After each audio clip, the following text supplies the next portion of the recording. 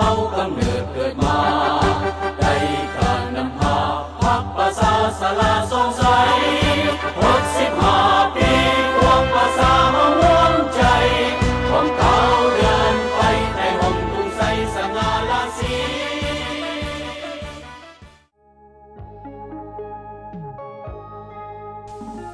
ประเทศลาวหังมีสวยงามประเทศลาวได้ก่อตั้งมาหลายพันปีแล้วแต่เป็นประเทศเอกราชที่ปราศจากการหุกห้านของต่างชาติได้ประมาณ800 กว่าปีลาวเป็นหนึ่งในจำนวน11ประเทศนอนอยู่ในภาคพื้นอาซีตะวันออกเฉียงใต้และบนแหลมอินโดจีนมีเนื้อที่ 236,800 กิโลตารเมตร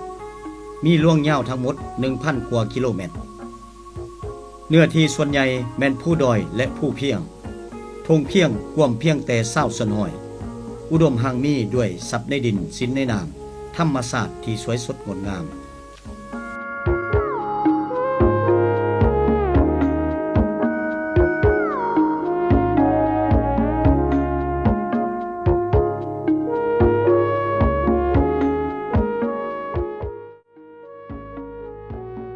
ประเทศลาวเป็นประเทศน้อยพลเมืองบ่หลายมีมูลเสื่อสามัคคีช่วยเหลือซึ่งกันและกันอยู่ในวงคณะญาติแห่งชาติอันเดียวประชาชนลาวบรรดาเผ่าในระหว่างศตวรรษที่19หาที่20มีเพียง3 ล้านกว่าคนมีหลายเผ่าชนดำรงชีวิตอยู่อย่างสลับซับซ้อนมีวัฒนธรรมอันอุดมหังมีสวยงามสืบทอดมาอย่างยาวนาน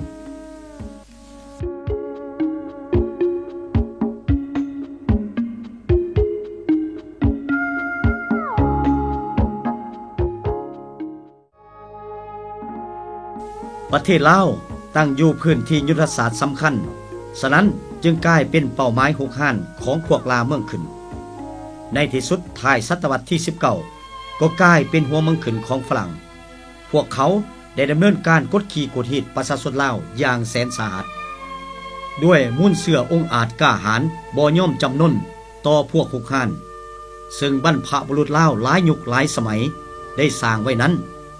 ประชาชนลาวก็ได้พร้อมกันลุกขึ้นต่อสู้ต้านพวกลาเมืองขึ้นฝรั่งผู้หุกห้านด้วยขบวนการต่างๆในทั่วประเทศแต่เหนือตลอดใต้เส้นกระบวนการนำผ้าของคณะผู้มีบุญอยู่แขวงสวรรณเขตนำโดยพ่อกระดวดกระบวนการขององค์แก้วองค์กรมดำอยู่ภาคใต้ลาวอยู่บรรดาเขตแขวงภาคเหนือของประเทศลาวก็มีหลายขบวนการต่อสู้ต้านพวกลาเมืองขึ้นฝรั่งอย่างองอาจกล้าหาญเส้นขบวนการลุกขึ้นของส้นเผาลือเมืองสิงห์ขบวนของเจ้าวัณภูมิองค์แสนเมืองยอดอูพงศาลีขบวนการลุกฮือขึ้นของประชาชนเผ่าใต้แดงอยู่แขวงหัวพันขบวนการลุกขึ้นนำโดยเจ้าฟ้าปัจจัยอยู่เสียงขวางและขบวนลุกฮือขึ้นของนายคู่คำที่เวียงจันทน์บรรดาขบวนการต่อสู้ของประชาชนลาวบรรดาเผ่าในเวลานั้นปัจจัยสำคัญที่บ่สามารถนำไปสู่ชัยชนะได้ก็เนื่องมาจากบรรดาขบวนการต่อสู้นั้นมีเพียงน้ำใจหักษาความเครียดแค้นอันสูงส่งต่อพวกหุกห้านแต่บ่ท่านมีการนำพาของพรรคบ่ท่านมีแนวทางจ้าแจ้งและบ่สามารถเต่าโฮมกำลังใดแต่แนวใดก็ตามก็ได้เฮ็ดให้อิทธิกำลังลาเมืองขึ้นและกงจักการปกครองของพวกเขาเกิดความสะท้านย่านกลัวหวั่นไหวกระวนกระวาย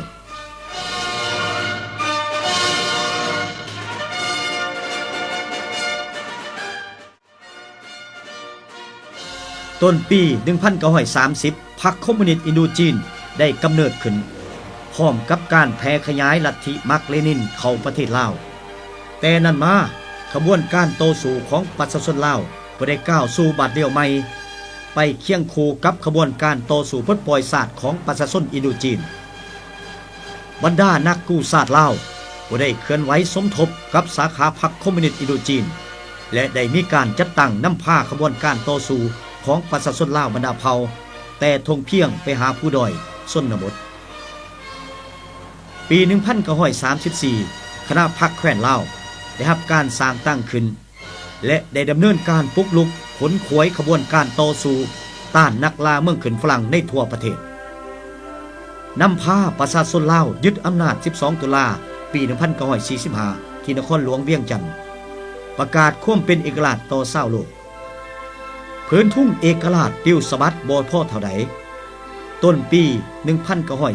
1946 กองทัพลาเมืองขึ้นฝรั่งโดยได้รับการช่วยเหลือจากอังกฤษและพันธมิตรพวกเขาก็ได้กลับขึ้นมาหุกห้านประเทศลาวของพวกเขาเป็นครั้งที่ 2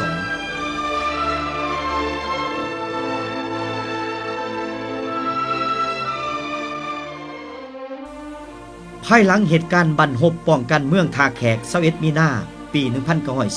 1946 ต่อหน้าความยุ่งยากลำบากของซุ่มปีต้นแห่งการต่อสู้ต้านล่าเมืองเกินฝรั่งพรรคได้วางแนวทางการเมืองหันเอากำลังออกไปเคลื่อนไหวอยู่เขตชนบทผู้ด้อยเพื่อค้นขวยจัดตั้งนำพาขบวนการต่อต้านของประชาชนบรรดาเผ่าเข้าร่วมการต่อสู้เวลาเดียวกันพรรคคอมมิวนิสต์สาขาแคว้นลาวก็ได้ออกแห้งเคลื่อนไหวปรับปรุงก่อสร้างบรรดาองค์การจัดตั้งปฏิวัติขึ้นอยู่แต่ละท้องถิ่นนำเอานโยบาย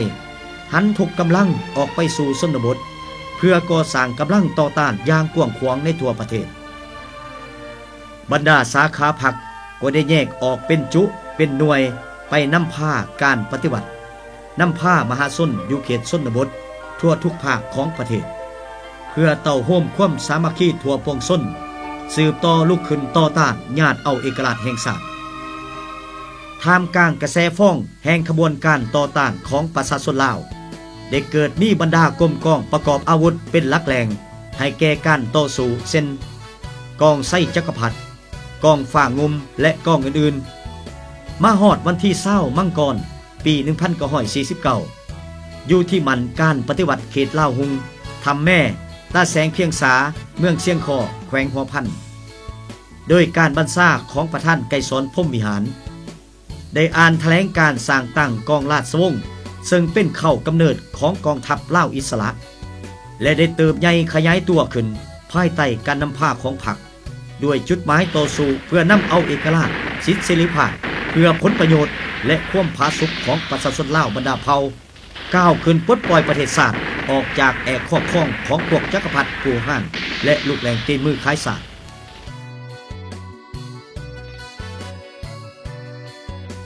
ทานศรีสวัสดิ์แก้วบุญพันธ์หัวหน้าการเมืองกองราชวงศ์ผู้ซึ่งได้ผ่านการจัดตั้งนำผ้าสู่รบเคลื่อนไหวก่อสร้างกำลังประกอบอาวุธของแนวลาวอิสระก่อสร้างฐานที่มันได้หวนขึ้นว่าบริเวณเขตลาวหุงภูมิสันฐานธุรกันดารประชาชนอาศัยอยู่ส่วนหลงหลายแม่นส้นเผ่าโมงผู้ไทย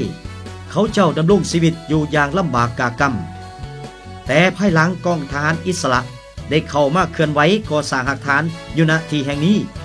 การดำรงชีวิตของเขาเจ้าก็ได้รับการปรับปรุงดีขึ้นสนับสนุนขบวนการต่อต้านเฮ็ดให้ฐานที่มันแห่งนี้กลายเป็นศูนย์กลางสี่น้ำบรรซาขบวนการต่อต้านในทั่วประเทศก้าวไปถึงการสำเร็จการต่อสู้ต้านพวกลาเมืองขึ้นฝรั่งในปี 1954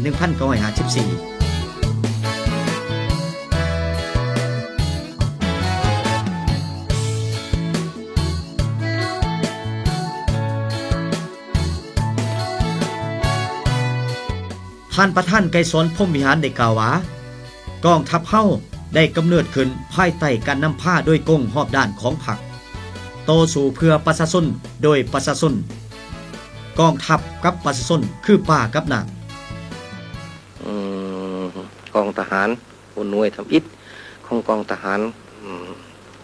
ตั้งแต่ก่อนอื่นว่ากองทัพปลดปล่อยประชาชนลาว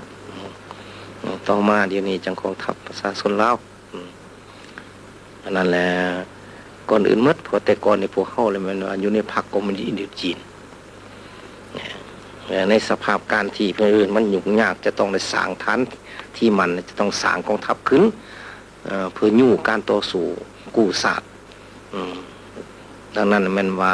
ได้มีคำตกลงของพรรคคอมมิวนิสต์จีนคณะประจำของพรรคคอมมิวนิสต์จีนแล้วก็มีวัดเส้นใส่ซื้อสายโฮจิมินห์ว่าแต่งตั้งให้เฮานี่แม่นว่าต้องไปสร้างฐานที่มันอยู่ภาคเหนือและพร้อมกันนั้นก็ต้องสร้าง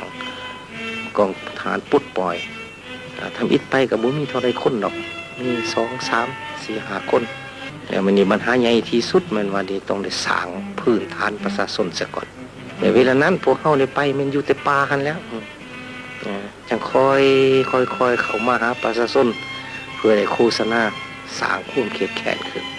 พอจัดตั้งกองร้องยังยึดอำนาจหมดแล้วจากนั้นจึงสร้างตั้งกองราชวงศ์ขึ้นปฏิบัติตามสัญญาเซอร์แนลปี 1954 ไปพร้อมกับการก่อสร้างฐานที่มัน2แขวงเต่าโฮมของกำลังปฏิวัติ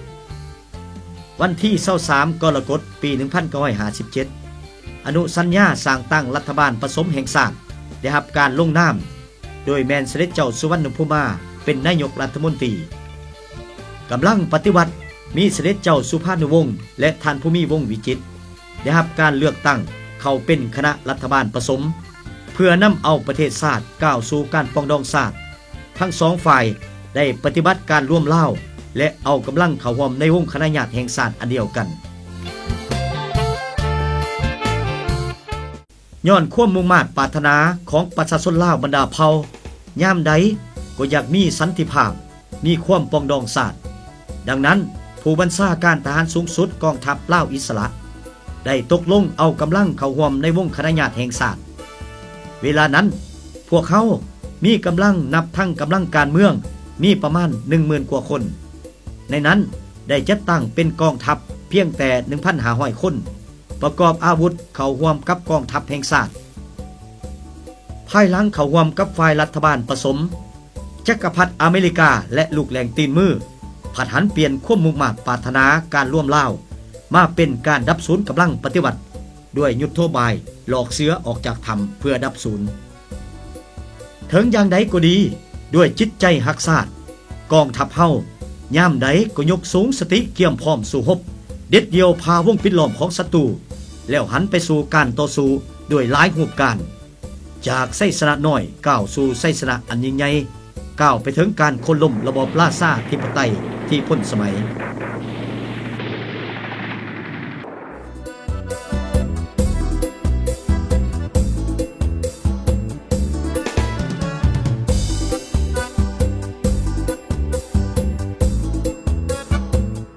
ปี 1961 ภายหลังกองทัพเฮาได้ปลดปล่อยแขวงเชียงขวางหัวพันและส่วนหนึ่งของแขวงขมวนฐานที่มันการปฏิบัติของประชาชนลาวก็นับวันได้รับการเปิดกว้างและก่อสร้างอย่างตั้งหน้าจักรพรรดิอเมริกาและฝ่ายรัฐบาลราชอาณาจักรนับมือก็ยิงเพิ่มทวีสงครามอย่างหนักหน่วงและหลายรูปแบบเพื่อหวังจะรับมอดกระบวนการต่อสู้ของประชาชนลาวบรรดาเผ่า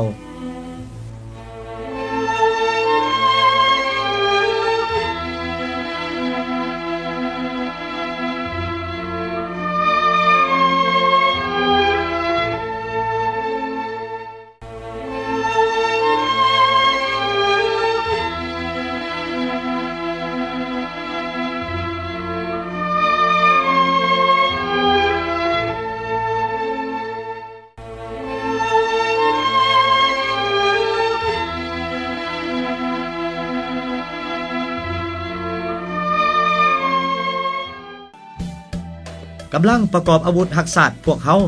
ยิงตีก็ยิงเติบใหญ่เข้มแข็งปี 1962 พวกเขา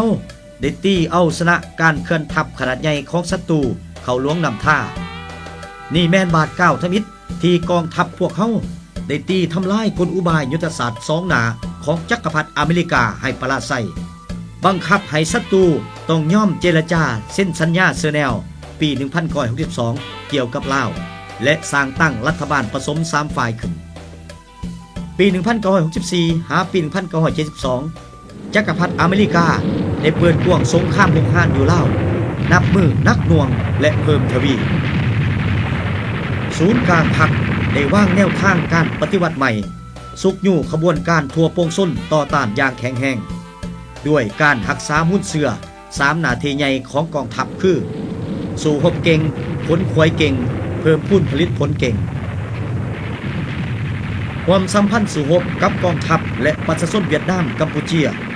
ตีให้ยุทธศาสตร์สงครามพิเศษและสงครามพิเศษเพิ่มทวีของจักรพรรดิอเมริกาให้ปราศัยกำลังปฏิบัติเฮาแต่เหนือลงหอดใต้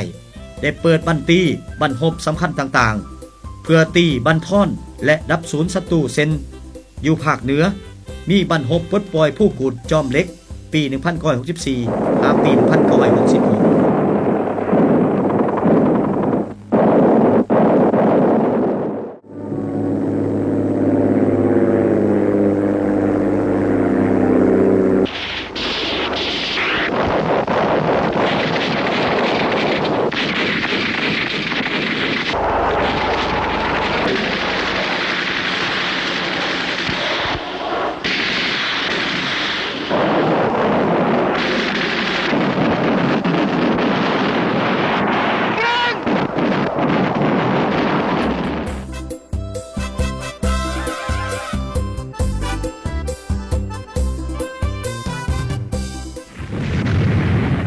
บันหบปลดปล่อยน้ำบากเดือนมังกรปี 1968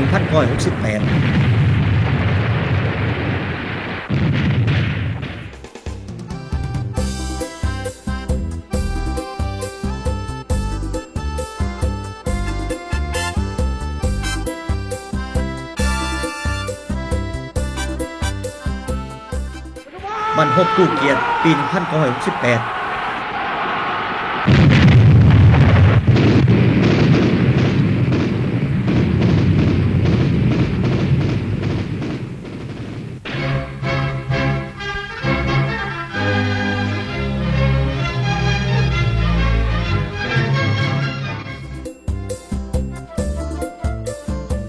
บันเคลื่อนไหวดับศูนย์พวกปุ่นแก้ไขเคลื่อนหั่งกองปุ่นยุพาที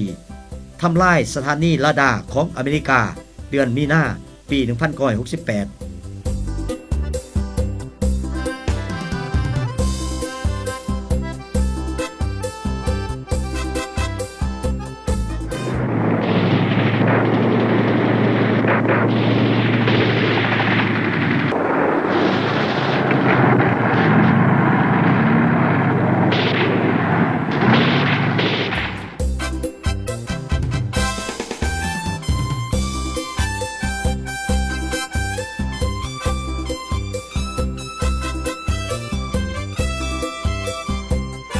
และบันหบจังคาอยู่ทงไวหินเชียงขวาง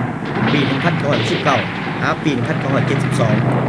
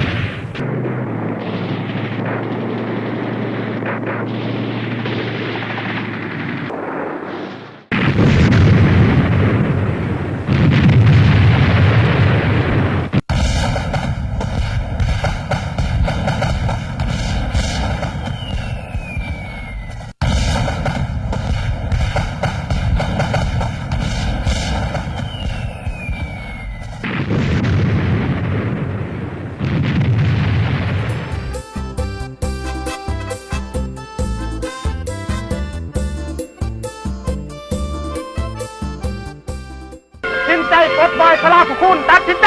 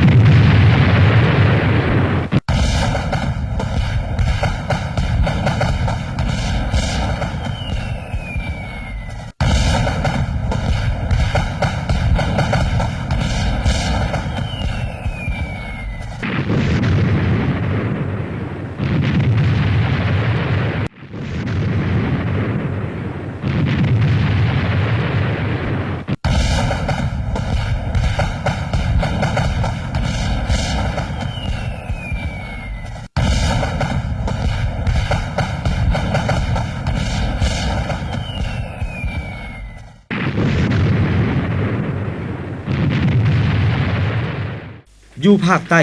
กองทัพปลดปล่อยประชาชนลาวได้ร่วมสัมพันธ์สู่รบกับกองทัพประชาชนเวียดนามตีทำลายบรรดาบั้นเคลื่อนทัพบุกเบียดยึดของศัตรูคือบั้นฮบท่าแต้งสารวัตรเดือนเมษาปี 1969 บั้นฮบซ้อนเพชรสวรรณเขตวันที่ 31 ตุลาปี 1969 บั้นฮบปลดปล่อยอัตตปือวันที่ 30 พฤษภาปี 1969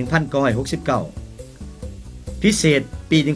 1970 กองทัพปลดปล่อยประชาชนลาวได้ร่วมสัมพันธ์สู่รบกับกองทัพประชาชนเวียดนาม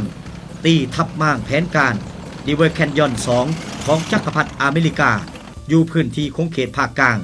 สายทางเลขเก่าภาคใต้ลาวนี้แม่นบั้นทดสอบกำลังแห้งของกองทัพ2ประเทศลาวเวียดนามซึ่งศัตรูได้ใส่กำลังมหาศาลมีกำลังทหารถึง 45,000 คนมีรถทหาร 1,500 คันมีปืนใหญ่400 กระบอกเครื่องบินกว่า700 ลำและปืนกลหนัก200 กว่ากระบอกเปิดบั้นเคลื่อนทัพลามเซิน719ผ่านเส้นทางเลขเก่าเข้าดินแดนของประเทศลาวด้วยจุดประสงค์เพื่อตัดแบ่งการติดต่อทางด้านยุทธศาสตร์ของการปฏิบัติและสนามรบ3ประเทศอินโดจีน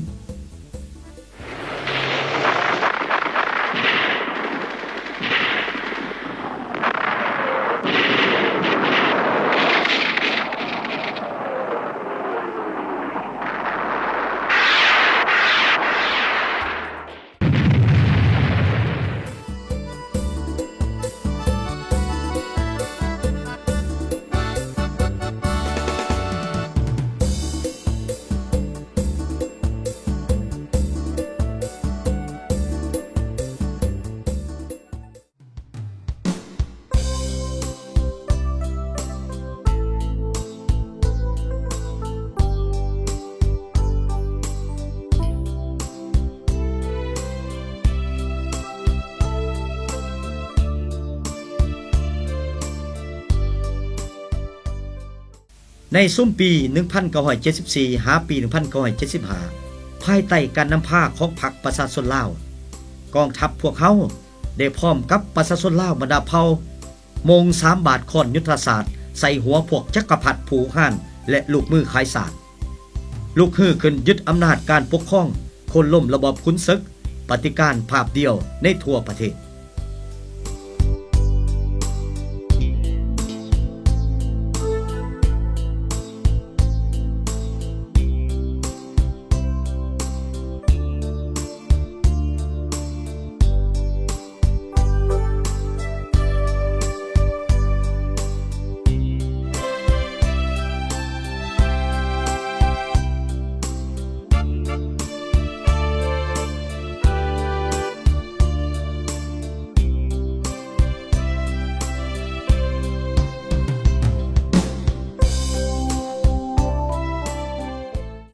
ในวันที่ 2 ธันวาคม ปี 1975 กองประชุมใหญ่ผู้แทนประชาชนทั่วประเทศได้ประกาศลบล้างระบอบราชาธิปไตยสร้างตั้งระบอบสาธารณรัฐประชาธิปไตยประชาชนลาวขึ้นอย่างสง่าผ่าเผยและก่อสร้างประเทศลาวให้กลายเป็นประเทศสันติภาพเอกราชประชาธิปไตยเอกภาพและวัฒนถาวร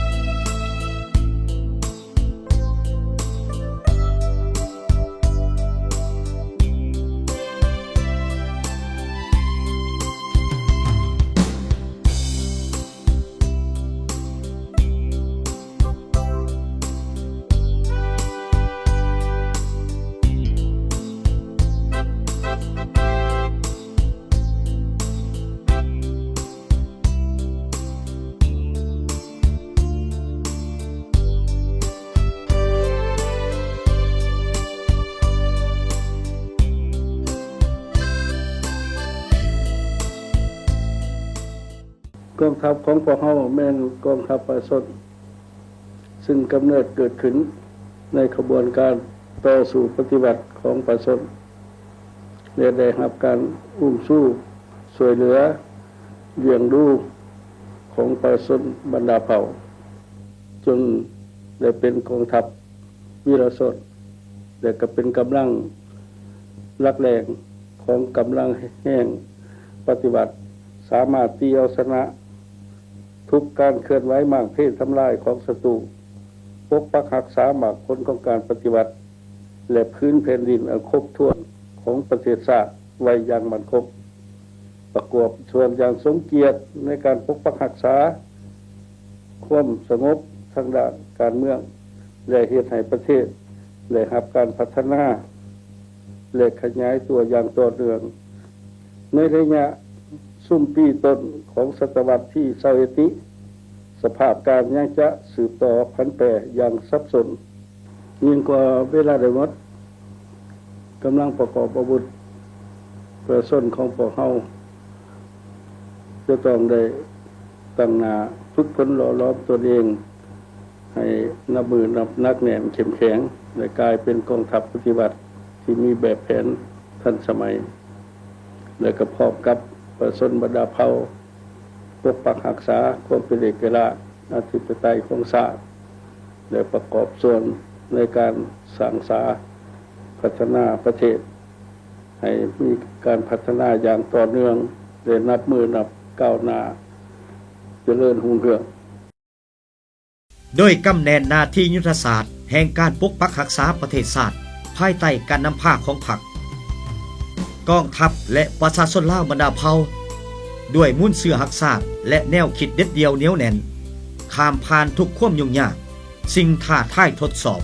สู่หบพิละอาถรรพ์ตีทำลายบรรดากลอุบายเล่ห์เหลี่ยมยุทธศาสตร์สงครามของศัตรูให้ปราศัยญาติเอาชัยชนะเป็นแต่ละก้าวไปสู่ชัยชนะอย่างหอบด้านนำเอาประเทศชาติก้าวเข้าสู่สังกัดใหม่สังกัดแห่งสันติภาพเอกราชประชาธิปไตยเอกภาพวัฒนาถาวร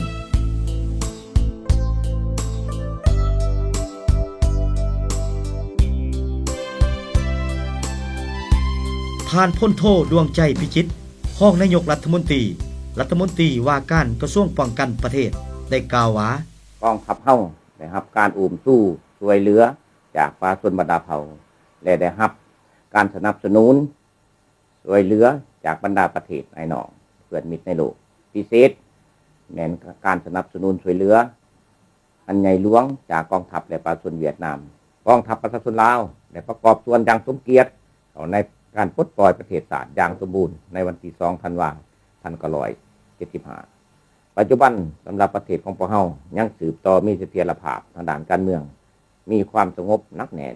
ประเทศชาติมีการพัฒนาอย่างต่อเนื่องและมั่นเที่ยงสืบต่อหันกำลังลงก่อสร้างหากฐานพัฒนาอย่างแข็งแรงปรับปรุงและสร้างกำลังให้นักแน่นเข้มแข็งทางด้านการเมืองแนวคิดเข้มแข็งทางด้านการจัดตั้งสำนีสำนานทางด้านศิลปยุทธวิธีสร้างกองทัพให้มีความสามารถและกำลังแห่งสู่รบเสริมขยายน้ำใจเพิ่งตนเองกลุ่มตนเองสร้างความเข้มแข็งโดยตนเองและประหยัดมัธยัติตั้งนาก่อสร้างกองหักฐานเข้มแข็งหน่วยพักขูน้ำผ้าหอมด่าน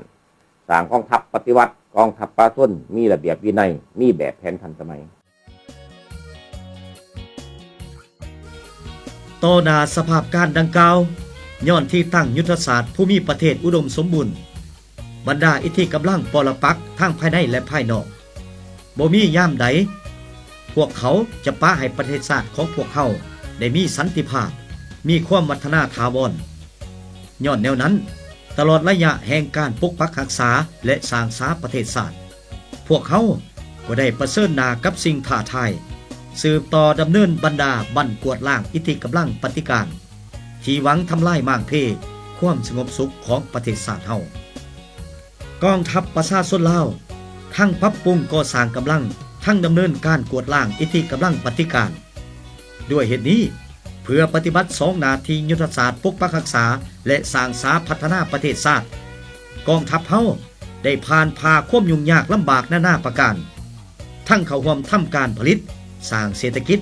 ประกอบส่วนเขาในการยกสูงชีวิตการเป็นอยู่ของประชาชนทั้งเฮ็ดหน้าที่เกี่ยมพร้อมสู้รบและสู้รบกวดล้างกำลังปฏิการอยู่ตัวเมืองและบรรดาเขตผู้ดอยห่างไกลศอกหลีกทุรกันดารท้ายฤดูฝนปี 1977 กองทัพและประชาชนพวกเขา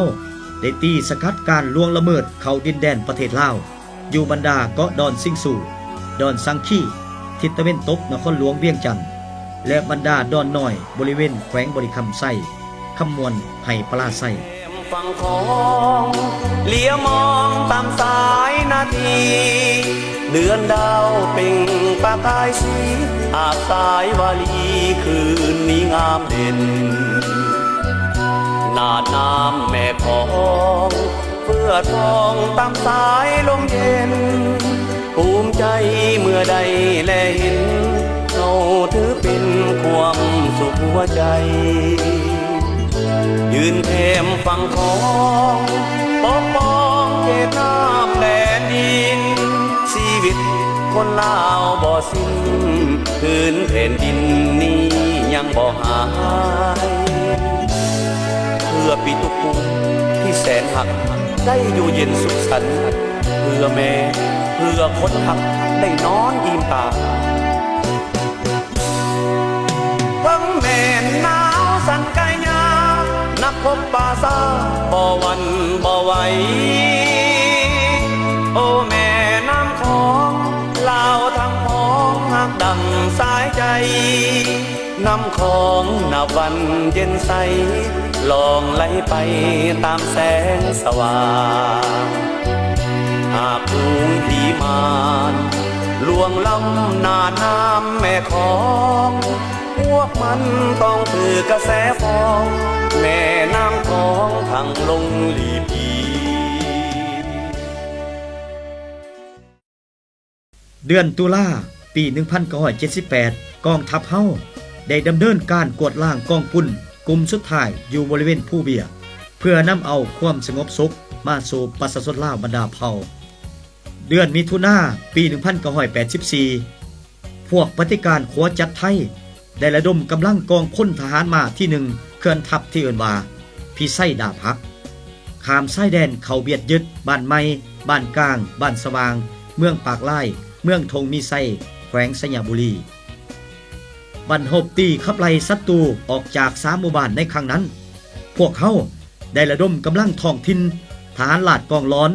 มีทั้งเศร้าหนุ่มแม่ยิ่งสมทบกับประชาชนท้องถิ่นนับหลายพันคนออกสนามรบ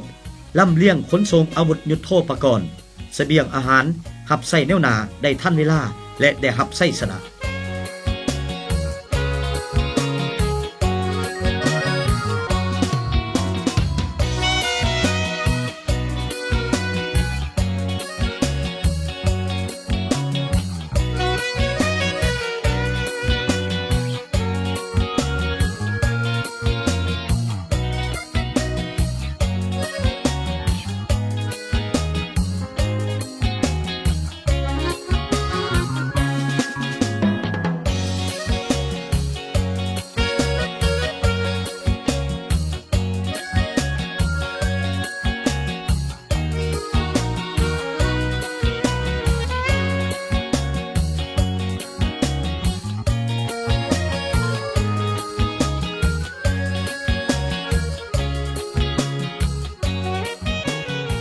ภายหลังปลาไส้อยู่3หมู่บ้าน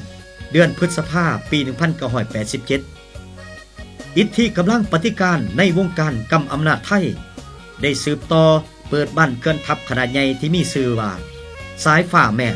เบียดยึดเขาบริเวณภาคตะวันตกเมืองบ่อแตนแขวงสยามบุรีครั้งนี้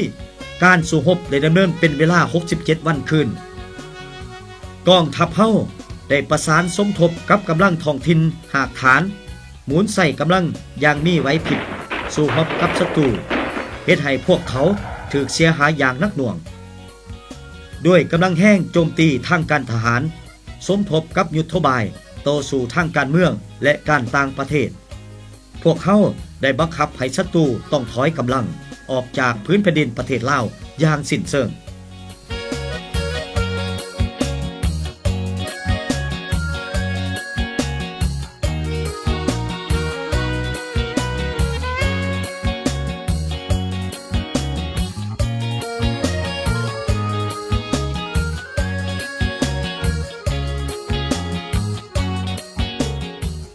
ในซุ้มปี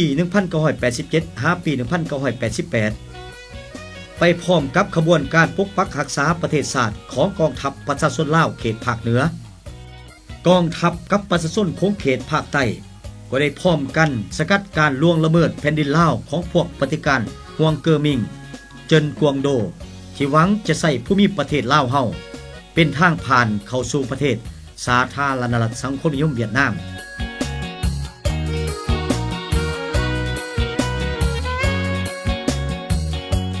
มาในเดือนสิงหาปี 2000 กำลังท้องถิ่นเมืองพ้นทองแขวงจำปาสักได้สกัดกันกำลังปฏิการลาวพัดถิ่นที่ล่วงละเมิดบุกเบียดยึดเข้าด่านชายแดน2เมกวังเต่าเมืองพ้นทองแขวงจำปาสัก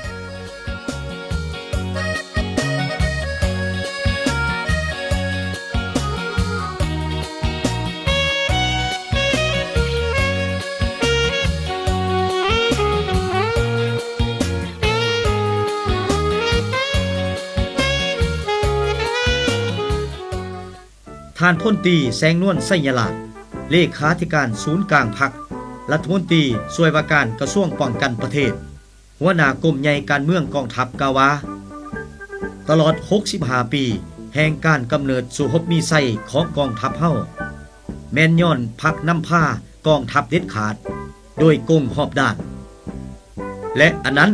ก็แม่นหลักการพื้นฐานที่กำหนดถึงถาดแท้ส้นสันของกองทัพปฏิวัติและก็แม่นสาเหตุพื้นฐานของทุกๆไส้สนะในขบวนการต่อสู้ญาติแยงเอาเอกราชอิสรภาพนั่นก็แม่นบทเรียนที่ได้มาจากเลือดเนื้อเหือไข้ของบรรดาพนักงานนักรบ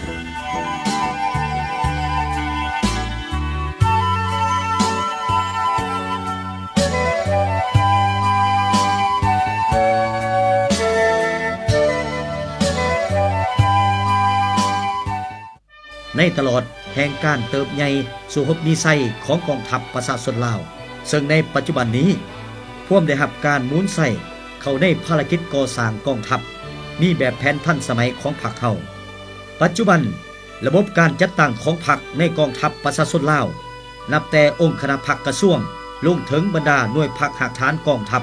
ล้วนแต่ได้รับการปรับปรุงและเสริมขยายอย่างต่างหน้าเข้าในทุกขงเขตการเคลื่อนไหวของเวียกงานป้องกันชาติโดยผ่านจากพฤติกรรมแห่งวิวัฒน์การปรับปรุงก่อสร้างกำลังประกอบอาวุธได้พิสูจน์เห็นว่าบทบาทอันใหญ่หลวงและมีชีวิตชีวาของเวียกงานพรรคเวียกงานการเมืองในกองทัพได้กลายเป็นพื้นฐานการเมืองแนวคิดของทันแถวพนักงานนักรบกองทัพประชาชนลาว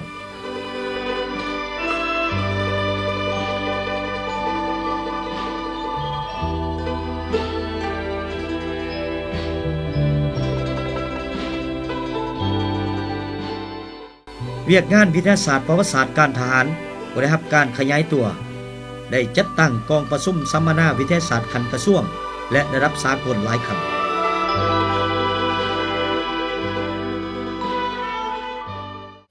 อยู่บรรดาแขนงเทคนิคการทหารกรมกองทหารนับทั้งโรงเรียนวิทยาคารการทหารก่อนอื่นหมดก็แม่นการยกสูงทางด้านแนวคิดการเมืองซึ่งได้ให้คงเขตเวียกงานก่อสร้างกำลังของพวกเขามีบาดก้าวกระโดดเข้มแข็งมีความสามารถนำพาบรรซ่าสู่หบสูงสมควรพร้อมกับการเสื่อมซึมและปฏิบัติตามทิศนำของคณะพรรคกระทรวงป้องกันประเทศการศึกษาอบรมการจัดตั้งเคลื่อนไหวล้วนแต่ให้กรมกองทหารพวกเขามีความหนักแน่นทางด้านแนวคิดการเมืองเข้มแข็งด้านการจัดตั้ง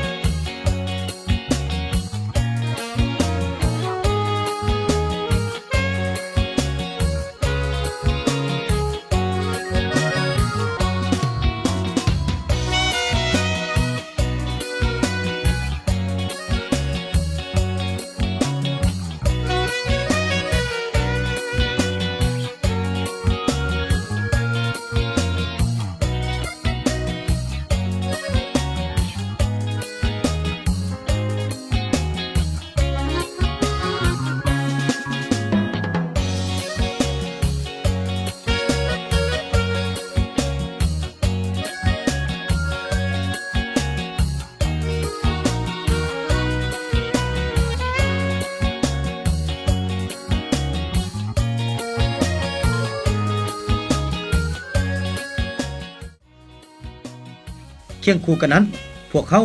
ยังตามและสกัดกั้นบรรดากลอุบายเหลี่ยมลายของศัตรูอยู่ตลอดเวลาเพื่อก่อสร้างกองทัพประชาชนลาวให้เติบใหญ่เข้มแข็งทันสมัยในทุกด้านกองทัพเฮาได้สุมใส่การก่อสร้างกำลังอย่างรอบด้านนับทั้งกำลังพลพาหนะอาวุธประกอบสุมใส่การทำเฮียนฝึกแอบก่อสร้างปรับปรุงบรรดาเหล่ารบวิชาเฉพาะเทคนิคให้มีความสามารถประสานสู่รบในทุกกรณีโดยผ่านแนวทางการเมืองการทหารในแต่ละยุคสมัยพรรคเฮาได้กำหนดเป้าหมายสู่รบ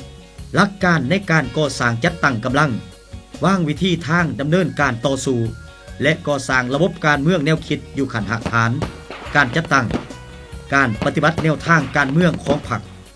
สร้างทุกเงื่อนไขให้กองทัพมีความเติบใหญ่เข้มแข็งและเฮ็ดสำเร็จทุกหน้าที่ที่ได้รับมอบหมายนั้นแม่นบทเรียนอันล้ำค่าที่ได้มาจากพฤติกรรมตัวจริงเพื่อหมุนใส่เขาในการศึกษาอบรมฝึกแอบทำเฮียนก่อสร้างกองทัพเฮาในซุมื้อนี้ให้มีความแหลมคม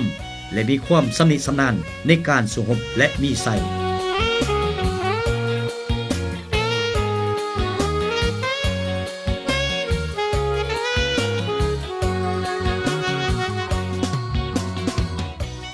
วันที่17หาวันที่18มังกรปี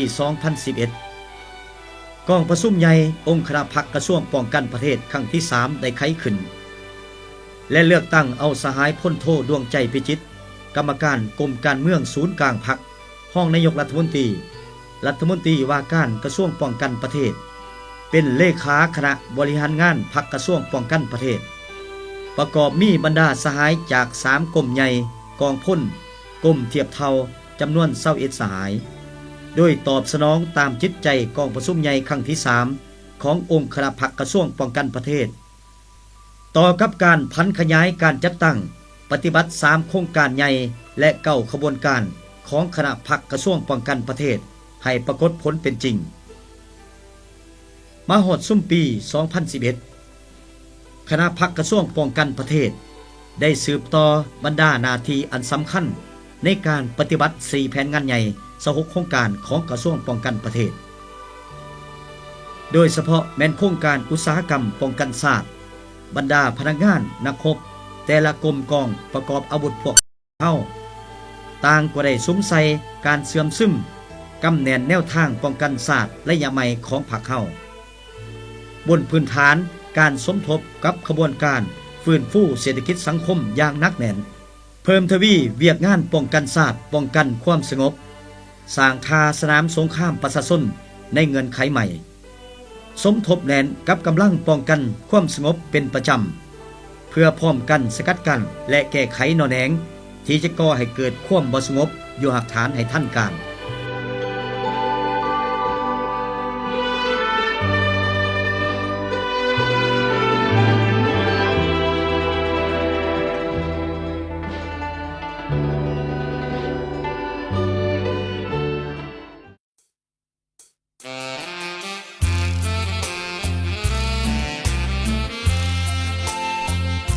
เอาใจใส่เตรียมพร้อมสู่รบและกอบกู้ภัยพิบัติเพื่อช่วยเหลือประชาชน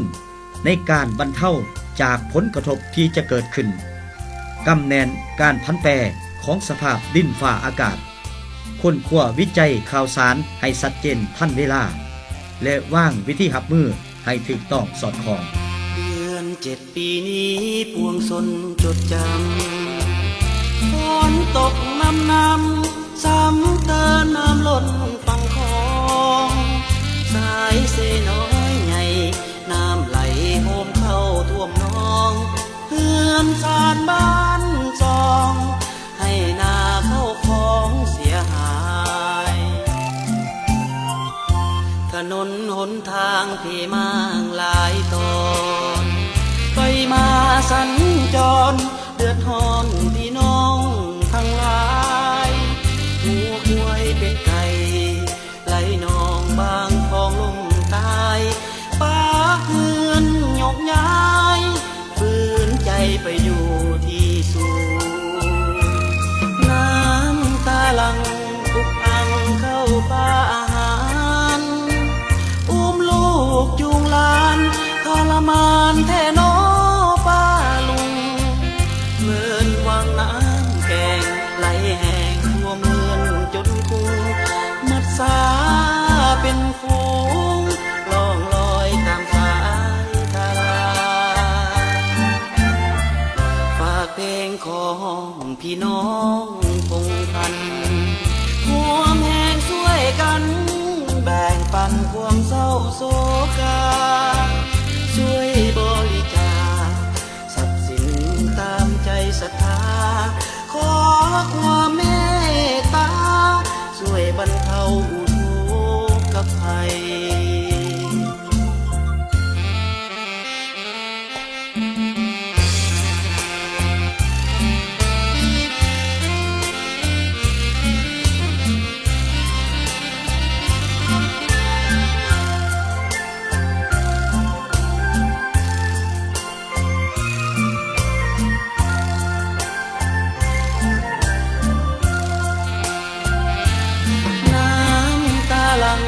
อุกอังเข้าป่าอาหาร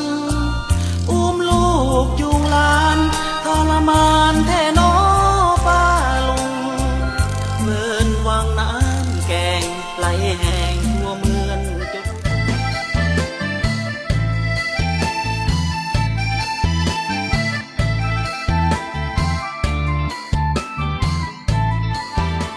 เพื่อสร้างความเข้มแข็งให้แก่กองทัพและประชาชนเฮา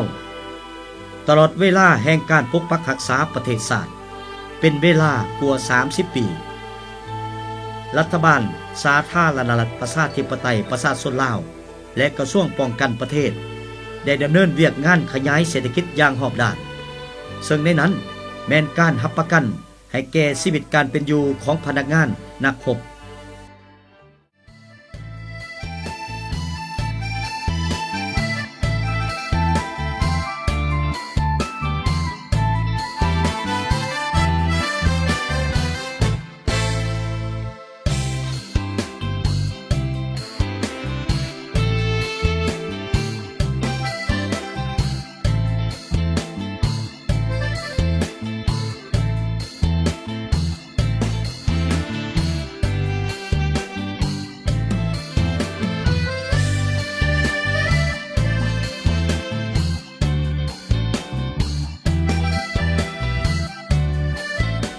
การนำเอาใช้สนะใหม่ใหญ่หลวงกว่าเก่าอยู่ในสนามรบพัฒนาเศรษฐกิจการแก้ไขชีวิตการเป็นอยู่การผลิตเป็นสินค้าและการรับประกันสถานที่สำนักงานค่ายที่อยู่อาศัยของบรรดากรมกองทหารไปเคียงคู่กับการคุ้มครองปกปักรักษาวัตถุและสร้างคั่งแก้ไขด้านสุขภาพระบอบนโยบายการเงินอย่างถูกต้องสอดคล้องกับการก่อสร้างกองทัพระยะใหม่ในซุ้มปีต่อหน้านี้มันเล็งท่วงให้กองทัพเฮาต้องได้เพิ่มทวีเวียกงานป้องกันชาติอย่างรอบด้านรับประกันด้านอุตสาหกรรมป้องกันชาติสุกยู่การผลิตน้อยสร้างท่าแห้งให้กรมกองส่งเสริมการผลิตในกองทัพรับประกันเวียกงานขนส่งปรับปรุงกลไกคุ้มครองทัพอย่างต่างหน้า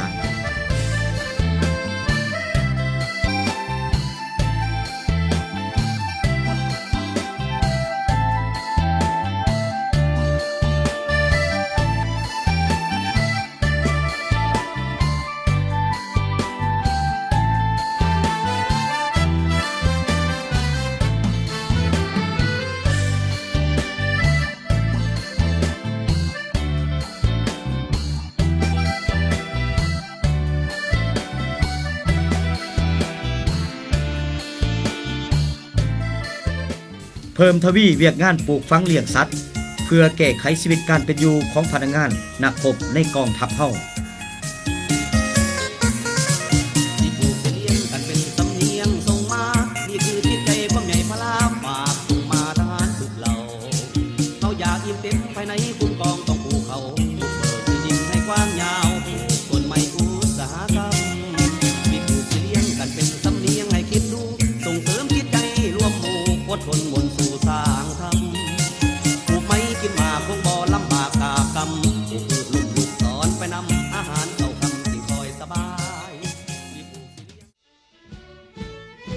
สั่งรวมแล้วอยู่บรรดากรมกองทหารได้ประกอบอาวุธยุทโธปกรณ์ถูกต้องตามหลักการ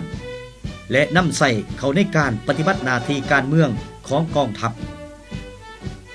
ความสามารถก่อสร้างด้านอุตสาหกรรมป้องกันชาติในกองทัพถึงว่าจะถูกจำกัดบางด้านแต่กองทัพเฮาก็ได้เด็ดเดียวยกสูงเวียกงานปกปักรักษาคุ้มครองพาหนะประกอบอย่างตั้งหน้าและมีประสิทธิผลสูงปัจจุบันประเทศชาติของพวกเขาพ่วงก้าวเข้าสู่สังกัดแห่งการสร้างสรรค์พัฒนาประเทศชาติในทวงทาเปิดประตูสู่โลกภายนอกและเสื่อมโยงกับสากลในทวงทาก้าวกระโดดว่องไวมันเรียกร้องพวกเขา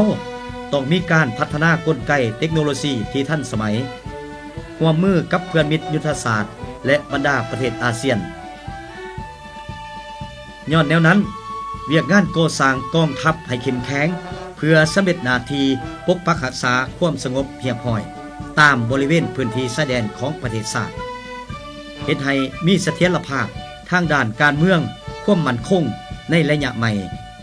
ซึ่งมันแม่นความจำเป็นและมีลักษณะยุทธศาสตร์ยาวนานทั้งแม่นปัจจัยพื้นฐานในการก่อสร้างกองทัพของพวกเฮาเสริมขยายความสามัคคีพิเศษและการร่วมมือรอบด้านกับกองทัพประชาชนเวียดนามเพิ่มทวีการพัวพันกับกองทัพปลดปล่อยประชาชนจีนราชอาณาจักรกัมพูเชีย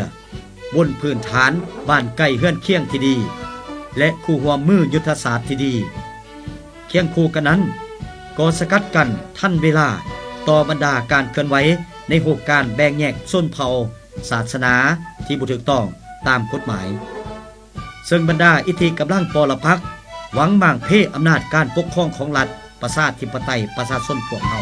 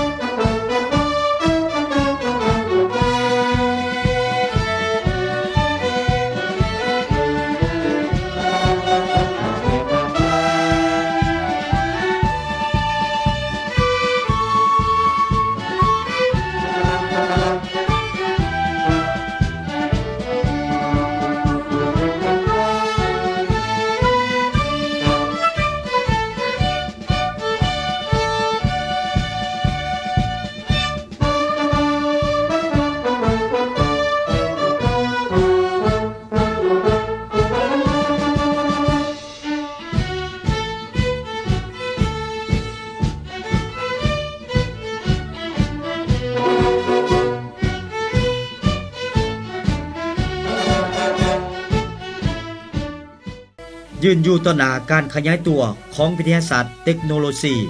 ข้อมูลข่าวสารที่ก้าวหน้าสงครามที่นำใส่อาวุธทันสมัยมันเล็งท่วงให้กองทัพเฮา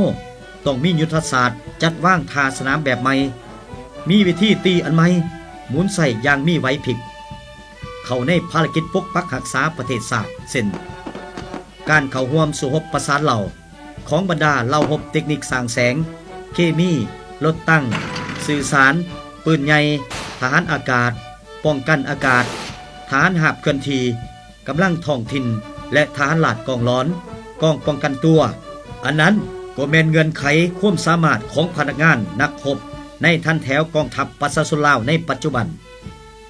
สามารถจัดตั้งประสานกับบรรดาองค์การที่มีบทบาทเป็นเสนาธิการเมืองพลาธิการเทคนิคในการระดมกำลังพล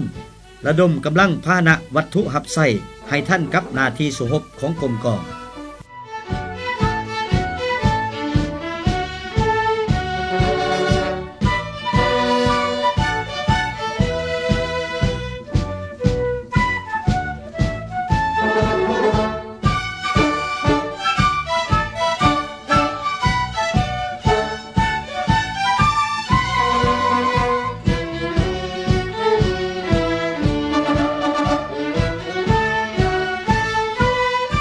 ระยะแห่งการกำเนิดและเติบใหญ่ขยายตัวของบรรดากำลังผออาวุธภายใต้การนำพาของพรรคประชาชนปฏิบัติลาวนั้นแม้ระยะประวัติศาสตร์แห่งลัทธิเวลาชนอันสูงส่งและการทดสอบมันใหญ่หลวงที่สุดในตลอดระยะอันละเอียดละเอียวยุ่งยากลำบากที่สุดนั้นบรรดากำลังประกอบอาวุธเฮาได้ปรับปรุงก่อสร้างกำลังของตนในทุกด้านยิงสู้รบยิงเติบใหญ่เอาน้อยตีสนะใหญ่ตีให้พวกหุกห้านและพวกลูกแหลงตื้นมือของพวกเขาที่มีกำลังแห้งกว่าหลายเท่าให้ปละไซเป็นลำดับก้าวไปถึงตีเอาชนะศัตรูอย่างสมบูรณ์ญาติเอาความเป็นเอกราชอำนาจอธิปไตยของศาสตร์สถาปนาสปป.ลาวขึ้นในวันที่2 ธันวาคม 1975ในเงินไขใหม่นี้บรรดากำลังประกอบอาวุธต้องเพิ่มทวีความตั้งต่อบริสุทธิ์ต่อประเทศชาติต่อพรรคและประชาชนฝึกฝนหล่อหลอมคุณฐานปฏิบัติให้พนักงานนักรบเสริมขยายถาดแท้มูลเสื่ออันดีงามของศาสตร์และของกองทัพยกสูงสติต่อการจัดตั้งระเบียบวินัยสร้างความเป็นเอกภาพทางด้านมนจิตและการกระทำสร้างกองทัพเฮาให้เป็นกองทัพปฏิบัติกองทัพประชาชนที่มีระเบียบแบบแผนมีความทันสมัยเป็นเก่าๆพร้อมนี้กองทัพเฮาก็ต้องกำแนนและปฏิบัติแนวทางการต่างประเทศของพรรคและรัฐเพิ่มทวีการพัวพันกับกองทัพบรรดาประเทศไอ้น้องและเพื่อนมิตร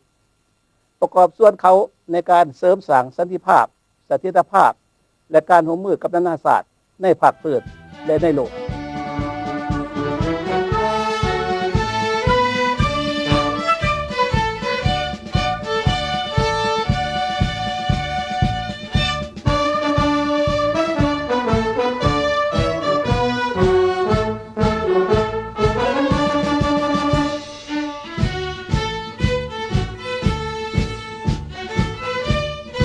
กว่าครึ่งศตวรรษบนเส้นทางแห่งการสร้างตั้งสู่รบมีไส้และเติบใหญ่ขยายตัวจากหน่วยโฆษณาประกอบอาวุธที่มีกำลังน้อยก้าวเป็นกองห้อยกองพันกองพลและกองทัพที่เข้มแข็งได้ผ่านบรรดามหาอุปสรรคความยุ่งยากเสียสละนานาประการโตสู่เพื่อชาติเพื่อประชาชนตีเอาชนะศัตรูที่ใหญ่โตเข้มแข็งกลัวพวกเฮาบ่จักว่าเท่าใดทบปลดปล่อยประเทศชาติได้อย่างสมบูรณ์สืบต่อปกปักรักษาและสร้างสาพัฒนาประเทศชาติโดยติดพันกับการปรับปรุงก่อสร้างกำลังกองทัพให้มีความหนักแน่นเข้มแข็งและทันสมัยเป็นบอนอิงอันแข็งแกร่งที่ไว้เนื้อเชื่อใจของพรรคของประชาชนลาวบรรดาเผ่าจากผลงานชัยชนะอันสง่างามดังกล่าวจึงให้กองทัพประชาชนลาวญาติได้เหรียญค่ำแห่งชาติจำนวน4หน่วยอย่างสมเกียรติสมกับว่ากองทัพวิรชนของศาสตร์ลาววิรชนคนลาวพิละอาถรรพ์